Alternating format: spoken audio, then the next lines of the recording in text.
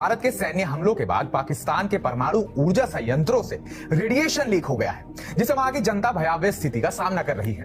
कुछ यूजर्स तो यहां तक कह रहे हैं कि लोग रेडिएशन की चपेट में आकर बीमार पड़ रहे हैं। ये जो कहा जा रहा है, दावा किया जा रहा है, उसमें बताया जा रहा है कि भारत की ब्रह्मोस मिसाइल ने सरगोदा एयरबेस पर जो हमला किया था, उसकी वजह से किराना हिल्स में जो न्यूक्लियर प्लांट है पाकिस्तान का, उसे काफी नुकसान पहुंचा और उससे अब रेडिएशन लीक हो रहा है। न्यूक्लियर और सीज़फायर में क्या लिंक है, ये एक बहुत बड़ी स्टोरी जिसमें काफी कुछ रिवील किया गया है। तो आपको पता है कि टू न्यूक्लियर पावर्स जो कि नेबर्स हैं, उनके बीच में ये जो जंग हुई है, ये कोई छोटा मोटा वाकया नहीं है, ये बहुत बड़ी डेवलपमेंट है, बहुत बड़ी एस्केलेशन है। और उस पर अभी देखिए कि अभी आगे और क्या क्या आपके सामने आता है।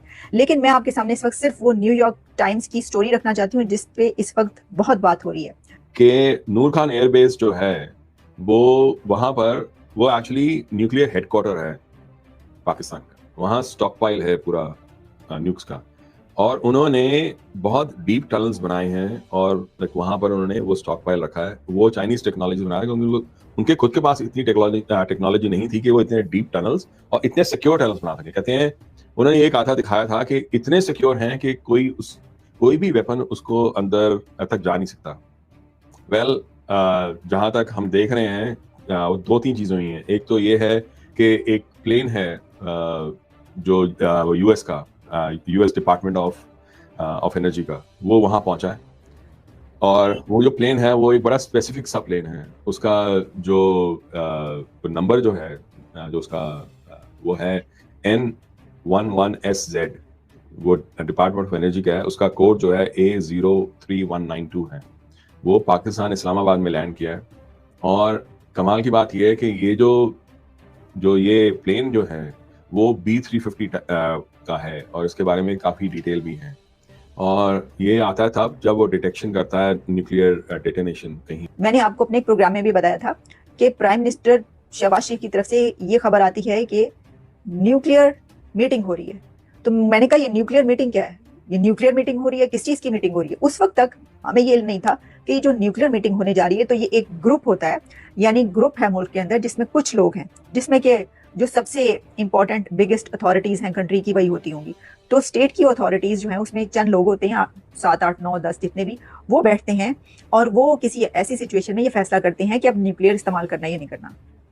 तो जब ये खबर आई कि पाकिस्तान के अंदर कोई ऐसी मीटिंग बुला ली गई है जिसमें न्यूक्लियर मीटिंग कहा जा रहा है, उसमें ये वाली बात हो रही है, तो फिर ज्यादा फिक्र पड़ गई और अमेरिका को इसके अंदर इंटरवीन करना पड़ा।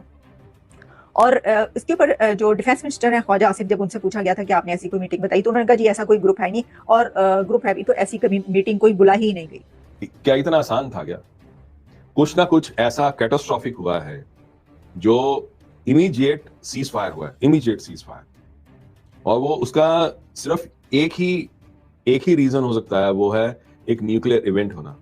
और ये न्यूक्लियर इवेंट हुआ है वहां पर जहां ये नूर खान बेस पे, नूर खान बेस डिस्ट्रॉय हो गया है। वहां पर जो न्यूक्लियर जो स्टॉक पाइल था या न्यूक्लियर जो एसेट्स उनके वो डिस्ट्रॉय हो गए हैं। उसकी वजह से एक रेडिएशन पैदा हुई है। अब इसको पूरे कॉन्टेक्स्ट में आप लो, और ये इस्लामाबाद के बिल्कुल साथ में है, इस्लामाबाद और रावलपिंडी के।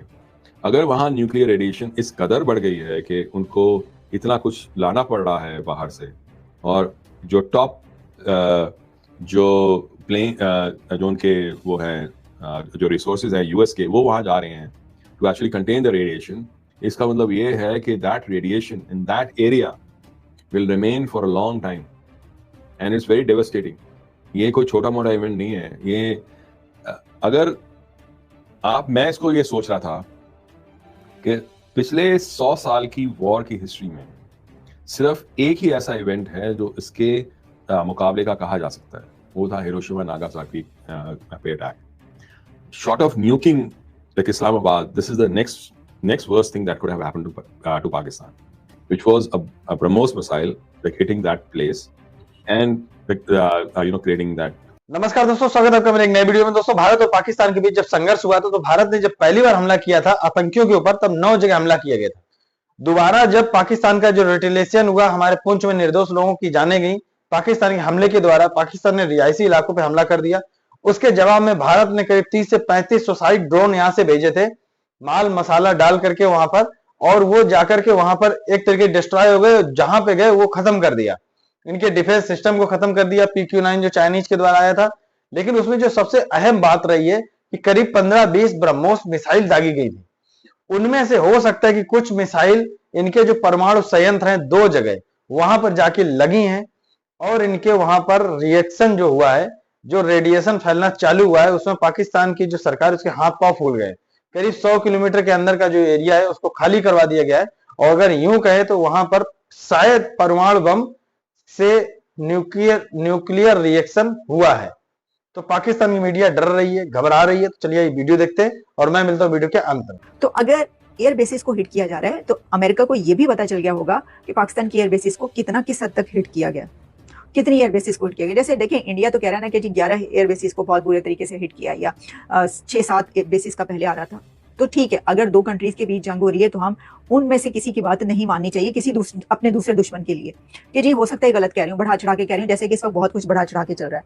लेकिन जब एक थर्ड कंट्री बीच में आता है तो वो फिर एक ऐसे वक्त में अगर आता है तो फिर ये हो सकता है कि ये पता चल गया हो यहाँ पर कि अमेरिका में कि वहां पर क्या हो चुका है और क्या कुछ हो सकता है। उसके बाद वो इंटरवीन की है वो वाली टीम, और उन्होंने कहा है कि ये तो हाथ से निकल सुखोई MKI के थ्रू, ब्रह्मोस मिसाइल के through they targeted all the drones के थ्रू उन्होंने पहले सारे इनके एयरक्राफ्ट इंस्टॉलेशंस जो रडार्स थे वो खत्म कर दिया, इंक्लूडिंग चाइनीज वंस। फिर उसके बाद थर्ड नाइट को जब पाकिस्तान ने वापस अटैक किया विद दैट मिसाइल, जो कि दिल्ली तक पहुंचने का प्लान, इनका प्लान क्या था कि next Hatf missile will be using the nuclear bombs. तो भारत का doctrine is very clear, if you attempt we will preempt it. ये इसमें रहेगा कि भारत रिटेलिएट करेगा, नहीं, भारत क्यों रिटेलिएट करेगा। तो भारत को the first duty of the Indian government is to protect Indians. तो उन्होंने प्रीएम्प्ट करके इनके सारे उन सेंटर्स पर अटैक किया जहां से बम ये ला सकते थे, मतलब आलू उबाल दिए। तो अब छिलके निकल रहे हैं। अभी छिलके निकाले जा रहे हैं, फिर अभी बाद में पता लगेगा और क्या क्या हुआ।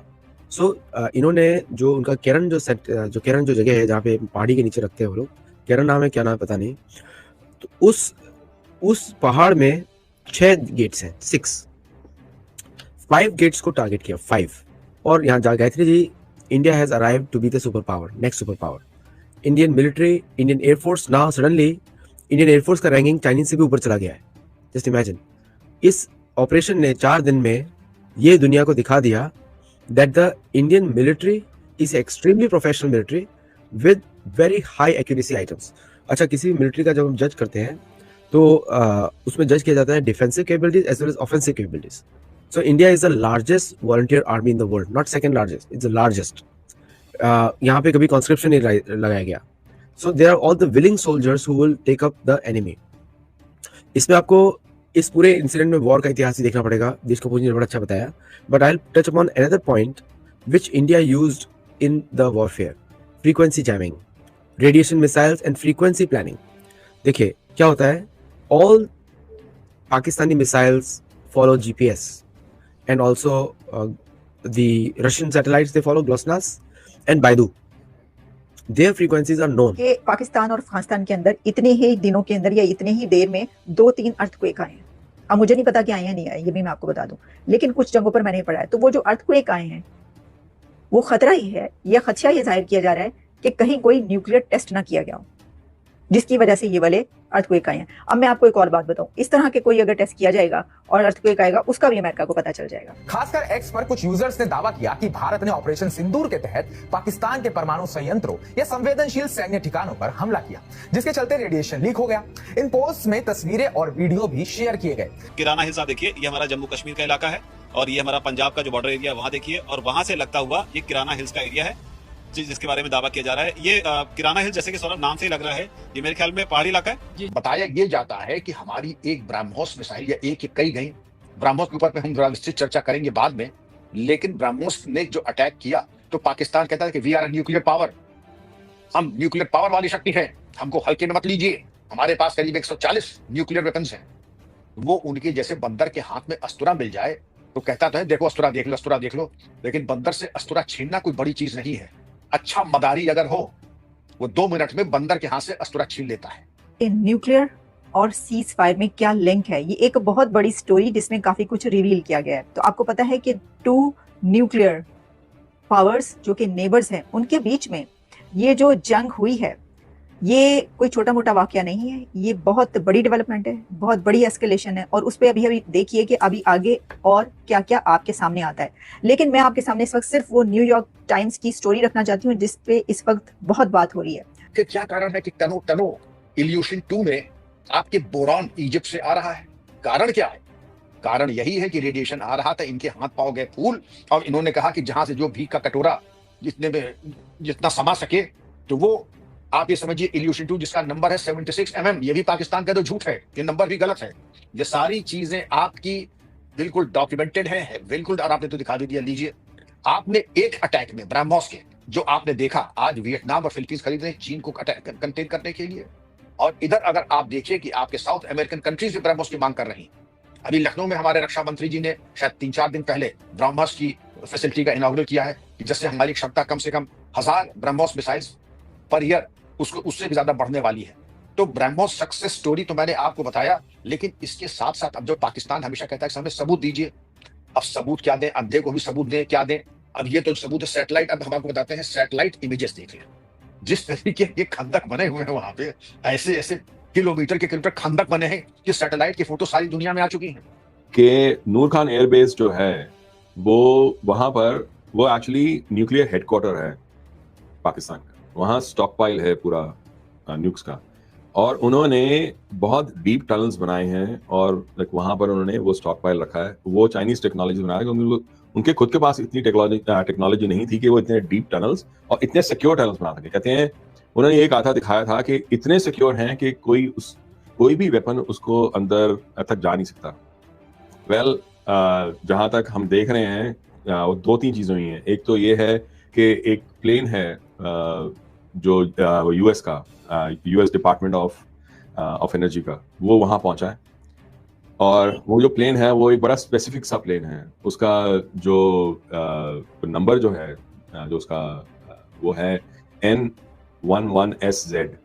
तो दोस्तों देखा आपने वीडियो कैसे पाकिस्तान की मीडिया डर रही है, घबरा रही है, और पाकिस्तान के अंदर 2 जगह न्यूक्लियर रिएक्शन हुआ। मतलब रिएक्शन ऐसा हुआ है कि वहां पर शायद रेडिएशन फैला है या फैलने की आशंका है, क्योंकि पाकिस्तान की सरकार ने 100 किलोमीटर के जो एरिया है उसको खाली करवा दिया।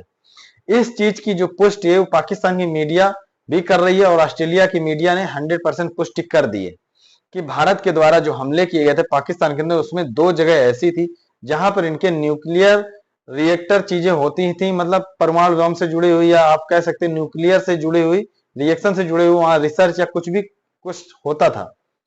तो हो सकता है कि वहां पर रेडिएशन फैलने की आशंका हो, या हो सकता है कि रेडिएशन फैल गया हो। पाकिस्तान की सरकार ने 100 किलोमीटर का जो एरिया उसको खाली करवा दिया। खबरें तो यहां तक आ गई हैं कि रेडिएशन से कुछ मौतें भी हो चुकी हैं पाकिस्तान के अंदर, लेकिन अभी पाकिस्तान की मीडिया ने इसको एक्सेप्ट नहीं किया है। तो पाकिस्तान के अंदर हालात बहुत खराब हैं। उधर जो BLA है, बलूचिस्तान है, उसके जो हेड हैं, उन्होंने एक अलग देश की घोषणा कर दी कि अब बलूचिस्तान को पाकिस्तान के अंदर ना गिना जाए। बलूचिस्तान आजाद हो गया है, और बलूचिस्तान का अलग झंडा है, और बलूचिस्तान एक अलग राष्ट्र बन गया है। तो इसके ऊपर मैं नेक्स्ट वीडियो डालूंगा। तो आप लोग क्या समझते हैं कृपया करके कमेंट करके बताइएगा। दोस्तों इस चैनल के ऊपर मैं क्रिकेट, करंट अफेयर, इंटरनेशनल जो मीडिया न्यूज होती है वो मैं अपलोड कर रहा हूँ। पाकिस्तानी मीडिया रिएक्शन वीडियो होते हैं वो अपलोड कर रहा हूँ आपकी जानकारी के लिए, नॉलेज के लिए। तो अगर आपने चैनल नहीं सब्सक्राइब किया तो कृपया चैनल सब्सक्राइब करें, वीडियो को लाइक करें, वीडियो शेयर करें। मिलते हैं नेक्स्ट वीडियो में, तब तक जय हिंद, वंदे मातरम।